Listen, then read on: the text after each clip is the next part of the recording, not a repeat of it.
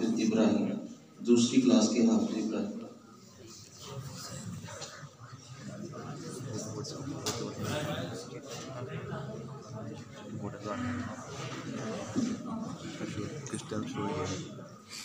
السلام علیکم ورحمۃ اللہ۔ نحمدہ و نصلی علی رسولہ الکریم، اما بعد فاعوذ باللہ من الشیطان الرجیم، بسم اللہ الرحمن الرحیم۔ یقاتلون فی سبیل اللہ فیقتلون ویقتلون۔ معزز سامعین کرام اور انصاف کی کرسی پر بیٹھے ہوئے دیگر منصفین کرام اور اساتذہ کرام، میں آج آپ لوگوں کے سامنے جس موضوع پر گفتگو کرنا چاہتا ہوں وہ میرا آج کا موضوع گفتگو جہاد فی سبیل اللہ ہے۔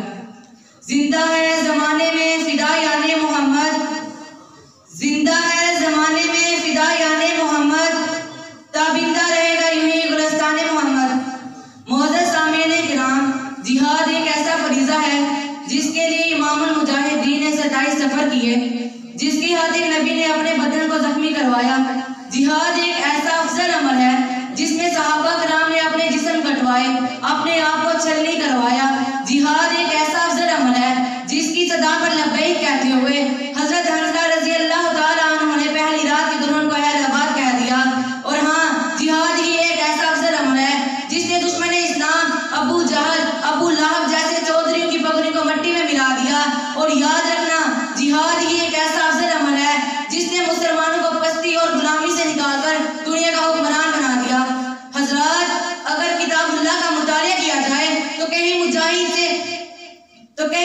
سے جنت کے سودے ہوتے ہوئے نظر آتے ہیں، تو کہیں مجاہدین سے مغفرت اور اجر عظیم کے وعدے ہوتے ہوئے نظر آتے ہیں، تو کہیں مجاہد کی شان میں سورۃ العادیات اترتی نظر آتی ہے، تو کہیں خالق کائنات 14 سے محبت کرتے ہوئے نعمتوں بھری جنت میں عمدہ اور بہترین گھروں کا وعدہ کرتے ہوئے نظر آتے ہیں۔ اور ہاں، بس یہی نہیں، اگر حدیث نبویہ کی روح گردانی کی جائے تو کہیں کائنات کے امام نے فرمایا اللہ کی راہ میں ایک تیر چلانا ایک غلام آزاد کرنے کے برابر ہے، تو کہیں فرمایا شہداء کی روح دوبارہ دنیا میں آ کر شہید ہونے کی تمنائیں کرتی ہیں، تو کہیں کائنات کے امام نے فرمایا تھا جنت میں سب سے عمدہ گھر 14 کے ہوں گے۔ مگر افسوس مسلمانوں، آج ہم میں سے کئی لوگ جہاد کے منکر بن چکے ہیں۔ کیا رب نے قرآن میں جہاد کی ہدایت نہیں اتاری؟ کیا قرآن کی 450 آیات جہاد بیان نہیں کرتی؟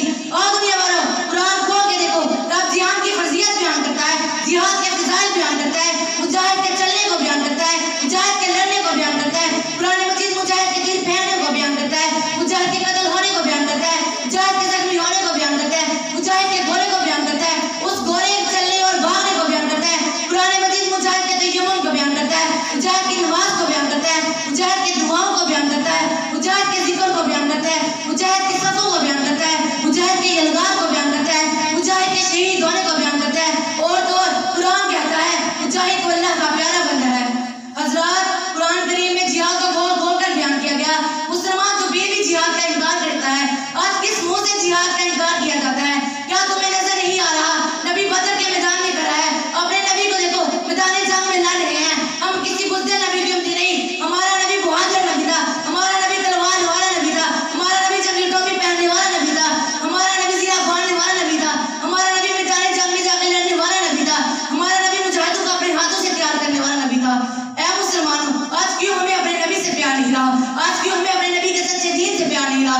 آج ہمیں کیوں جہاد جیسے ظلموں کو جھٹلا دیا؟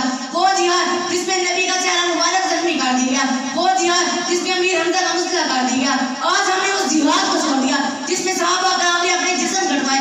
میں یہ دعوے سے کہتا ہوں، اگر ہم بزدلی کو چھوڑ کر جہاد کو اپنا مشن بنائیں، جہاد سے محبت کریں، جب ہم جہاد سے محبت کریں گے، جس طرح پہلے مشرق مغرب ہمارا غلام تھا، اسی طرح سارا عالم کفر ہمارا غلام بن جائے گا۔ اور آخر میں بس یہی کہوں گا، جب اپنا قافلہ آزمو یقین سے نکلے گا، جہاں سے چاہے رستہ وہیں سے نکلے گا۔